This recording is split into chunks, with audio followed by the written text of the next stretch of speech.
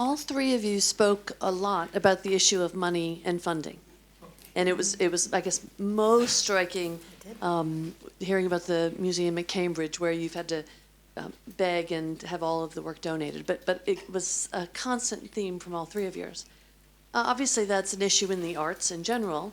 But I can't imagine it would be as big a theme if we had, I don't know, the director of the Metropolitan Museum or the director of the National Gallery. I don't know if that's true. And so I guess it's a bit of a segue to our next segment part, but I'm interested in how you think your jobs are made more challenging and the missions of your organizations, and why is the funding so much more difficult, do you think? And do you see it improving or worsening?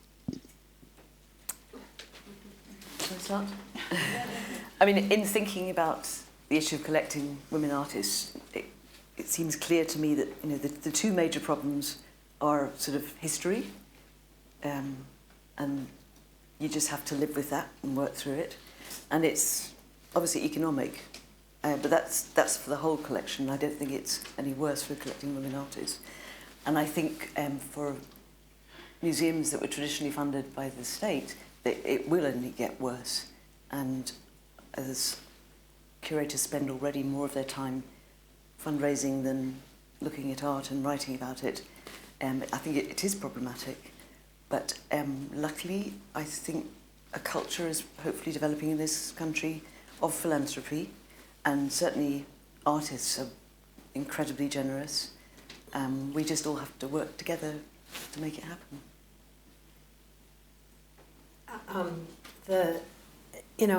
The U.S. has a different history of philanthropy, and the charitable deduction has made all the difference to institutions being able to have works of art donated, or the estate tax planning that people go through who are wealthy enough to own collections and think about how they're going to offset their wealth through donations. One of the interesting things about the Trump administration is that they're looking to create a flat tax, which would mean that charitable deductions and estate taxes in the United States would be rescinded, which would create a very different scenario for collections institutions, private institutions, public institutions in the United States. So that's an interesting new piece of it's an interesting monolith potentially in our landscape that could change the entire course of the way in which museums operate. I have to be honest, one of the things I think about when I look at the Women's Museum is I want to be in part a collection, but I also want to think of myself as a dynamic place to see a lot of art. And I'm looking to a different model where I don't necessarily always have to own things. Maybe that's a very hunter-gatherer sort of way of being. But I want to create a dynamic collection by going against the guidelines of the American Association of Museums or American Art Directors Association. I want to have things lent by collectors all the time, and I want to just pull it through the collection to be able to talk about all kinds of different things. So moving forward, I'm looking at a quite different model. If the question is whether that model will work for us, and if tax laws change, will that work for us? I don't know, but I certainly want to experiment with it. I think the primary, what I'm often reminded of at the college is that the primary reason for the college is education and not the collection. And the fact that the collection is still called the New Hall Art Collection and the college is called Murray Edwards is because the college was given a huge endowment in 2008, and the collection wasn't. And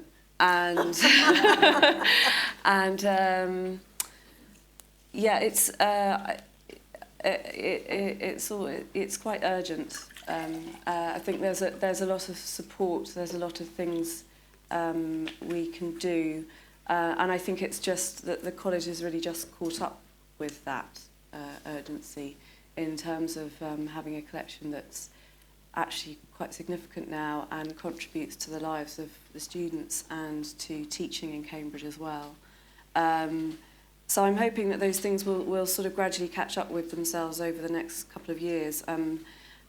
There's a sort of funding overall, but then there's obviously the acquisitions, and they're slightly different. And I think there are different models for acquisitions which we're perhaps addressing. But the sort of core costs is an issue, yeah, massive issue. I should probably point out that in this country, the best tax benefit that people are given when they give art to the state is when they die. It's an incredibly good scheme of acceptance in lieu of tax when someone dies. But during their lifetime, there is now a very new scheme called the Cultural Gift Scheme, which in no way compares to the scheme in the States, which has really encouraged giving.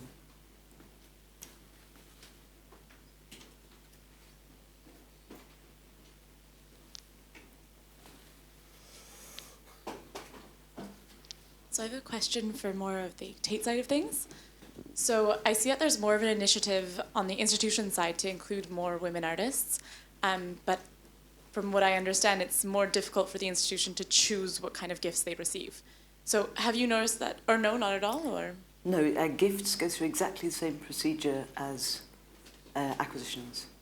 Okay, so you haven't noticed more of a willingness for the donors to give more women artists? It's very much led by the institution, or how are the donors kind of responding to this? There you're correct that, you know, from the field of donors, we're only looking at the people who can actually donate. And so far, very few of those collectors have been women collectors with a focus on women artists. But everything still has to go through exactly the same procedure if it's a gift or a purchase. Was it a general question, or was it a question for Tate?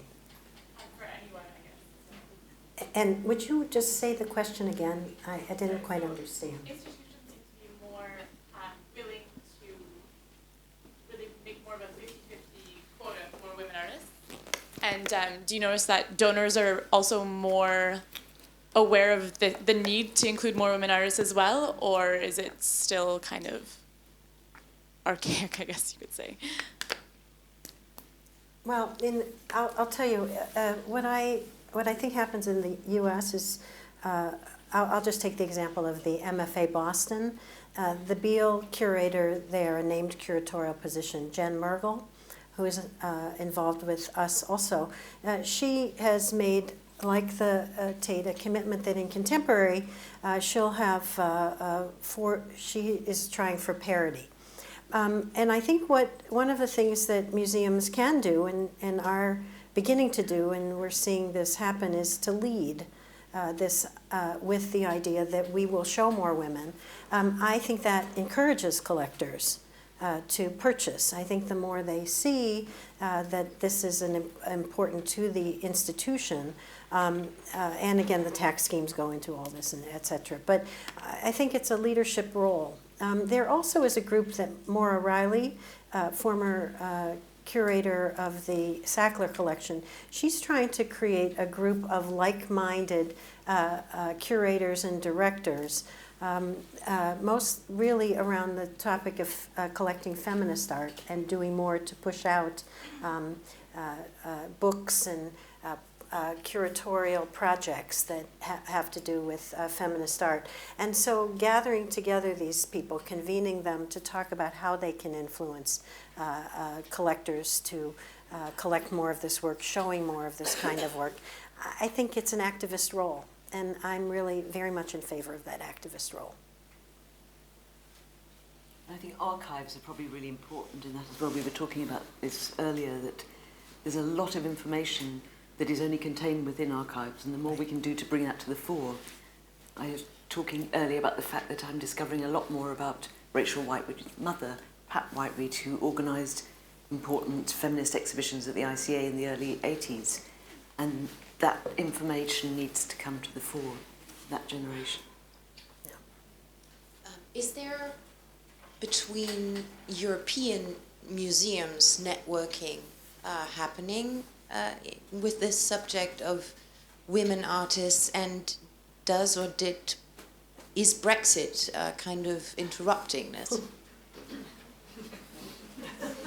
Don't know. Brexit comes into everything, doesn't it? I mean, I think there is camaraderie among professionals who have similar aims. There's camaraderie among professionals who have similar aims and objectives. So I think that certainly exists, and I would hope that Brexit didn't have any influence on it whatsoever. Don't know if you...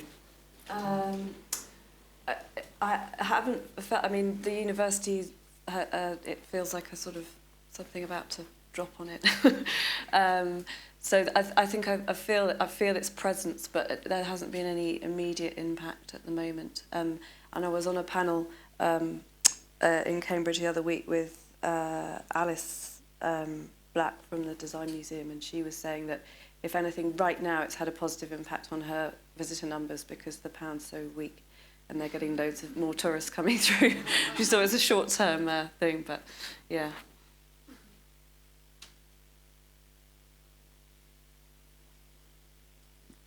With regard to the Tate, do you find that when you do visitor surveys or ask for comments, that the members of the public are conscious of the issue of why we're here today and say, we'd like to see more women artists, bravo for this, bravo for that? So that's it. What do you think? Yeah. I mean, I think the fact that the press have picked up on it has affected the way audiences talk about it, or it's become more vocal because it's an issue that's in the press already. I think people do notice and appreciate when they realise that women artists all over the world were working on incredibly interesting projects just as much as their male counterparts. But you've got to make that visible for people to be able to talk about it. One of the things that I notice, and I want to, sort of a cautionary tale, is that women artists tend to become popular every 20 to 30 years. Sort of like Baskin-Robbins and the flavor of the month. And you know, whether we describe women artists along a spectrum of those people who identify as women, or whether we look at it as purely biological, which is kind of the way the press tends to look at it. It's a sine curve. And so the really hard part is we have a generation now that's where this is really hot stuff and everybody wants to get in on the act. You haven't seen the collector base change that much. And I don't believe that I know a lot of men who collect a lot of women artists, interestingly enough. I always call them my empathetic males, my feminist males. But that's all to the good. But we have to realize that it's sort of like we talk about in the C-suites of corporations, when women are only 32.3%, just like the percentage for women artists. In the gallery system, it's constant vigilance. It really is recognizing that there will be a downturn.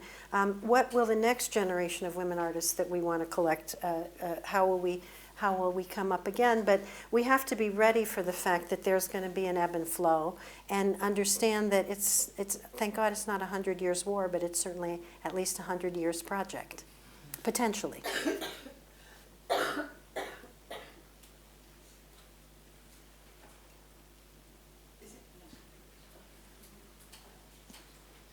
As an art history student, it's very intriguing to me why and how and will more conservative institutions such as the National Gallery will follow into your footsteps in wanting to exhibit and acquire more works on women artists, as now their exhibited works, less than 1% of their entire collection are women artists, so a total of 13 women artist paintings are exhibited at the National Museum, as an example.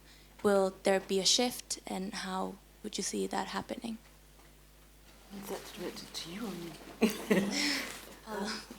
I mean, obviously, collections that are dealing only with historic art have a much more difficult job than we do if we can go into the present. And that just has to be accepted.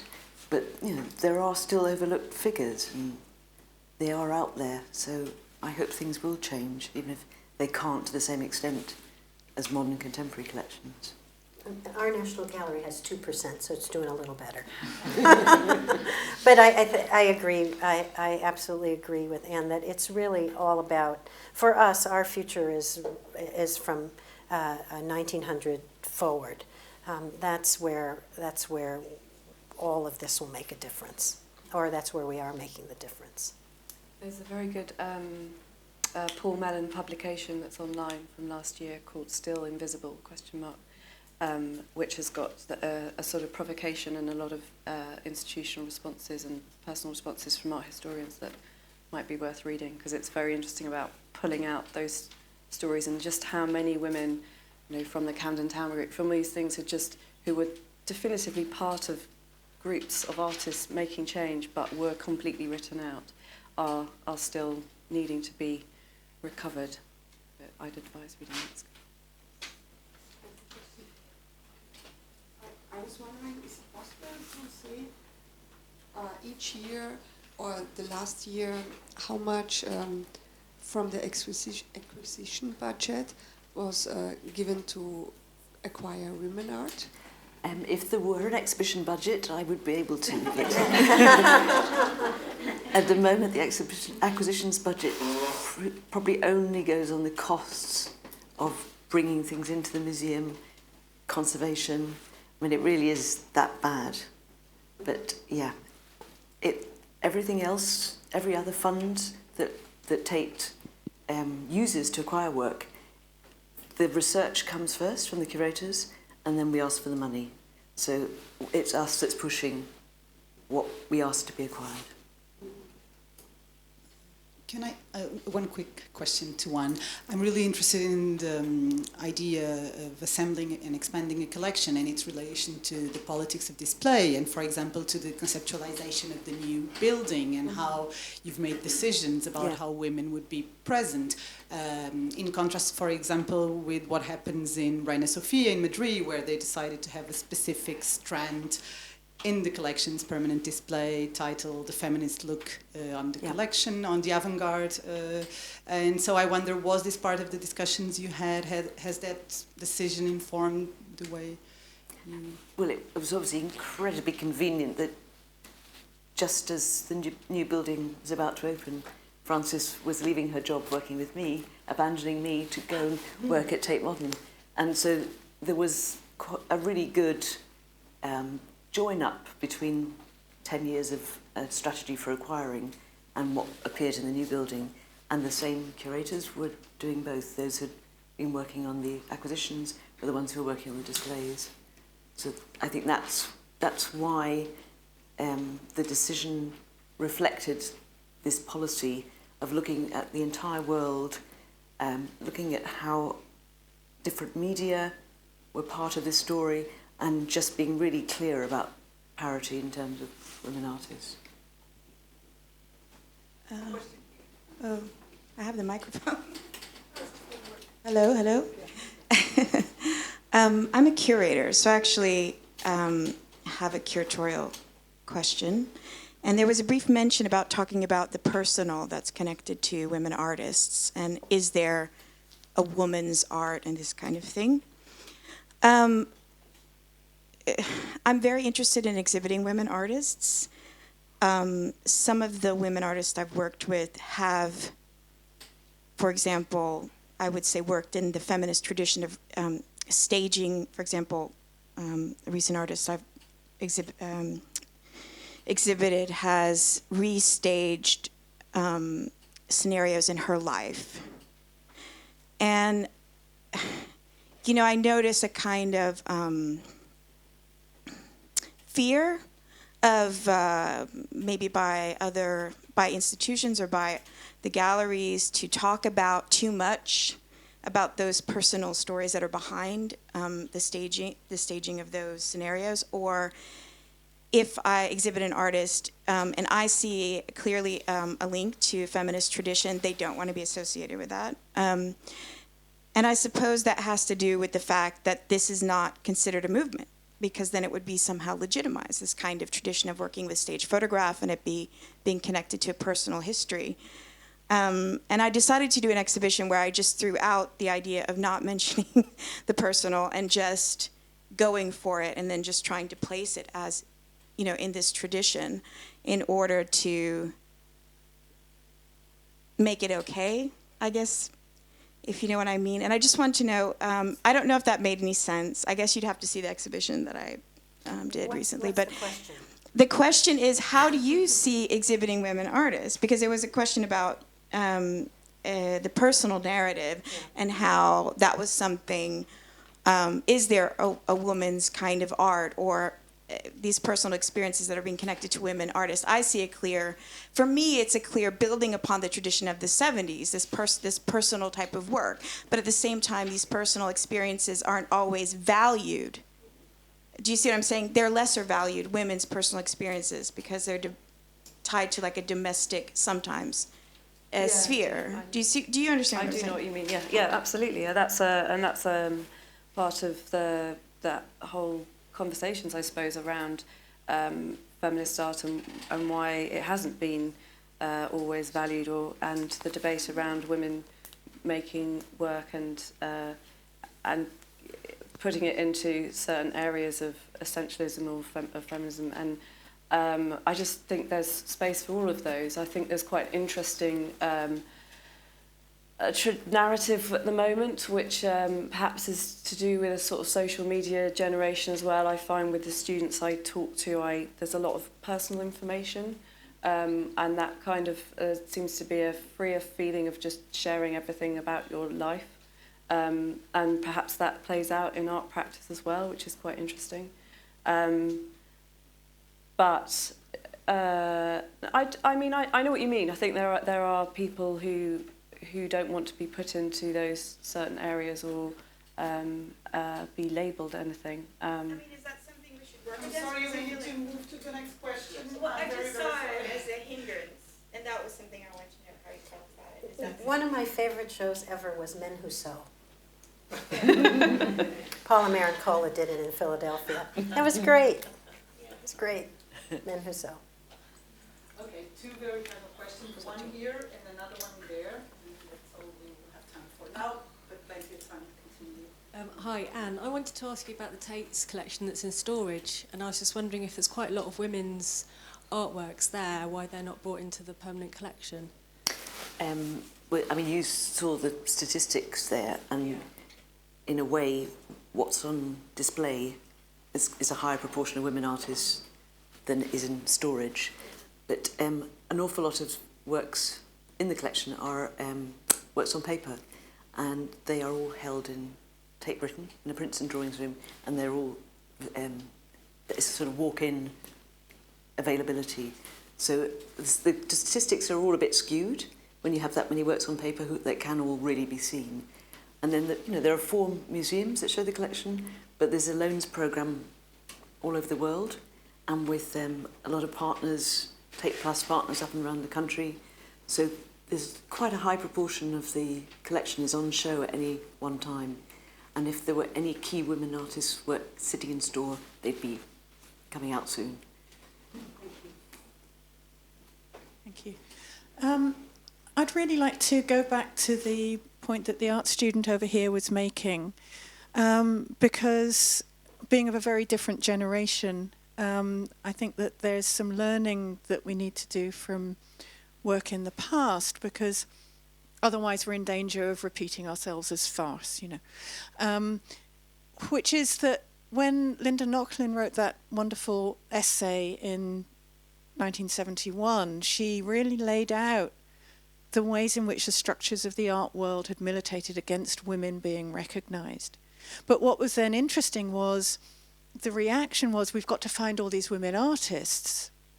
And if we do that work and find them and put them into exhibitions, then the problem will be solved, and we won't have the Gardner problem. We won't have the Gombrich problem. We won't have the Janssen problem, that, the writing out of women artists. So you got things like Linda Nochlin and Anne Sutherland Harris's exhibition of women painters from 1550 to 1950, which I think is probably still the most, the biggest exhibition of women painters, European, Western, North American women painters of that period. But it hasn't really changed things very much.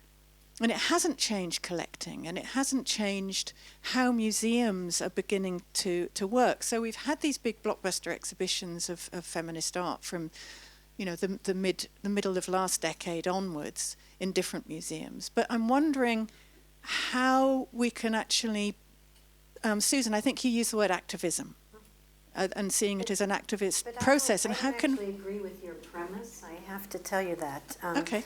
I think if you have Anne here talking about what's happening at the Tate, or if you asked other people to come and talk about what they're doing to create with women artists, you know, I think that you see a real difference. We all know that museums reify the power structures, right?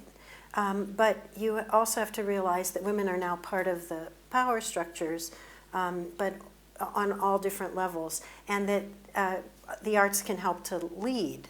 And I think Camille was making the point that we've made tremendous strides over a very short period of time. You're talking about millennia.